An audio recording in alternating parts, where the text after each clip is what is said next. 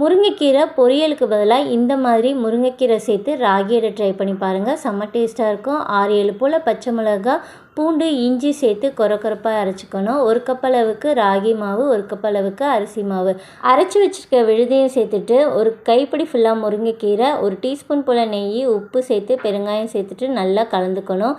இது நல்லா எல்லாத்துலேயும் படுற மாதிரி இந்த மாதிரி கலந்துட்டு கொஞ்சம் கொஞ்சமாக தண்ணி சேர்த்துட்டு நல்லா தளர பிசைஞ்சிக்கணும். இன்னும் கூட நமக்கு தண்ணி தேவைப்படுது, கொஞ்சம் கொஞ்சமாக தண்ணி சேர்த்துக்கோங்க. இந்த மாதிரி தளர பிசைஞ்சிட்டு ஒரு தோசை தவாவில் எண்ணெயோ நெய் கூட நீங்கள் சேர்த்து செய்யும்போது டேஸ்ட் ரொம்ப நல்லாயிருக்கும். சின்ன சின்னதாக இந்த மாதிரி தட்டி எடுத்துக்கணும். ரொம்ப பெருசாக கூட நம்ம தட்டிக்கலாம். நான் சின்ன சின்னதாக தான் தட்டியிருக்கேன். உங்களுக்கு விருப்பமாக இருந்தால் பெருசாக கூட தட்டிக்கலாம். இதை திருப்பி விட்டும் போதே நமக்கு கொஞ்சம் கூட விரிசலே விடாது. செம்ம டேஸ்ட்டாக கிறிஸ்பியாக இருக்கும். இதே மாதிரி நம்ம எல்லாத்தையும் லோ ஃப்ளேமில் வச்சு பிரட்டி விட்டு எடுத்திங்கன்னா நல்லா கிறிஸ்பியாக சூப்பராக இருக்கும். ட்ரை பண்ணி பாருங்கள். கிட்ஸ் கூட என்ஜாய் பண்ணி சாப்பிடுவாங்க.